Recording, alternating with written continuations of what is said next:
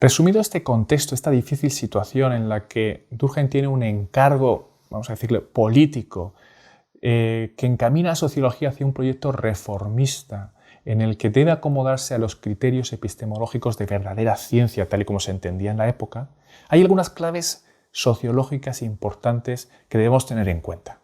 En primer lugar, en virtud de esa situación y del proyecto que está encabezando Durkheim, hay una cierta urgencia en que la sociología demuestre que puede ser un estudio científico de la realidad que aporte soluciones a la situación de Francia de la época.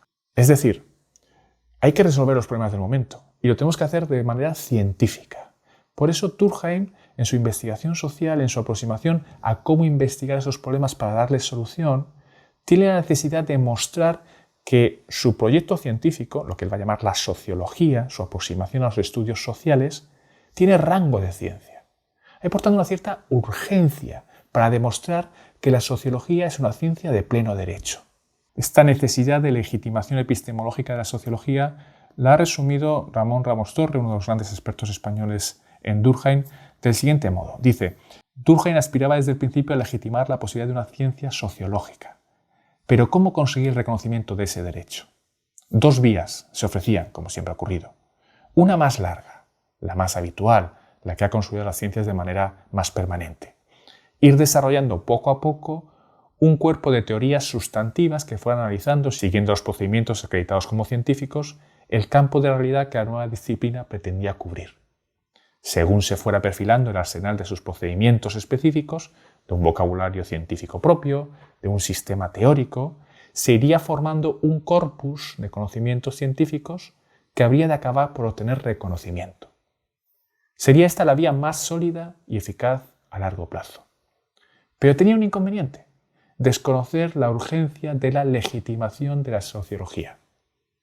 De aquí que se siguiera otra vía mucho más rápida en el caso de Durkheim, aunque menos sólida, consistente en erigir inmediatamente un discurso del método que mostrara los inequívocos títulos científicos de un posible discurso sociológico.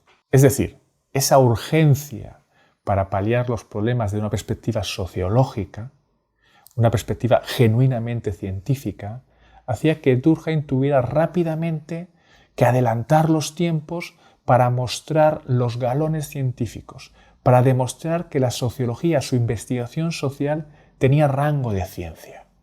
Y para eso tenía que cumplir con los requisitos de lo que se entendía ciencia en la época.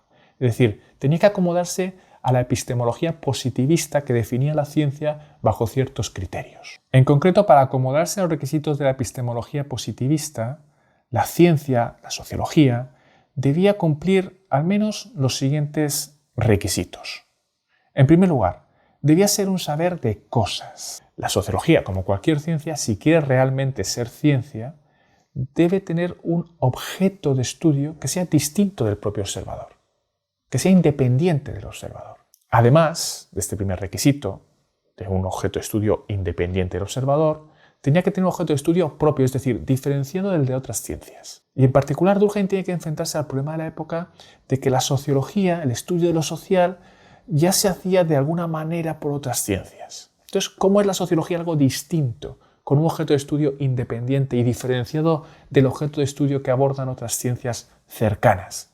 Pues Durkheim tendrá que forzar algunos de los argumentos. En particular, sin extenderme demasiado, hay dos argumentos importantes para diferenciarse de dos grandes competidores ya establecidos como ciencia, de los que Durkheim tiene que forzar su diferenciación para ser admitida a sociología como ciencia autónoma e independiente de esas otras.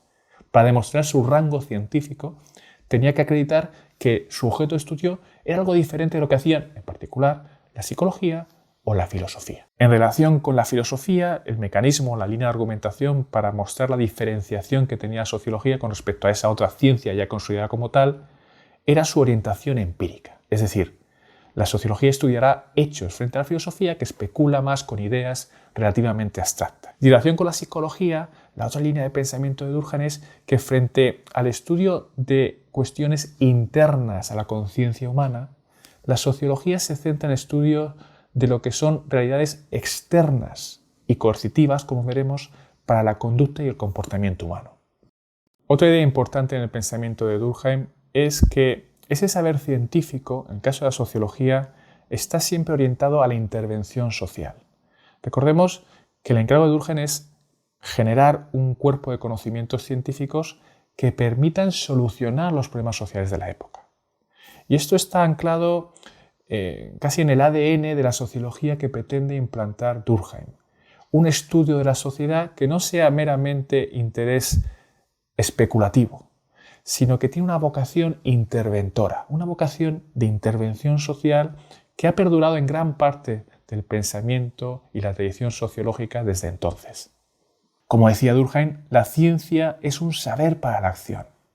Más en concreto, dice Durkheim, estimaríamos que nuestras investigaciones no merecerían dedicarles ni una sola hora si tuvieran tan solo un interés puramente especulativo. Si separamos los problemas teóricos de los prácticos, no es con el propósito de descuidar estos últimos, los prácticos. Es, por el contrario, con el propósito de ponernos en mejor situación para resolverlos. Por tanto, hay que hacer teoría, sí, pero encaminada a la solución de problemas prácticos. Teoría para intervenir en la vida real. Bien, hecha esta caracterización general de las claves sociológicas del pensamiento de Durkheim, estamos ahora en disposición de entender ciertas premisas, ciertas orientaciones que va a ejercer precisamente por esta premura de tiempo, por esta necesidad o esta urgencia de legitimar la sociología del modo en que tiene que hacerlo, como un estudio de cosas independientes del observador y diferenciado de otras ciencias, y esto va a influir de manera importante en la definición de la sociología y de su objeto de estudio en el pensamiento de Durkheim, como veremos a continuación.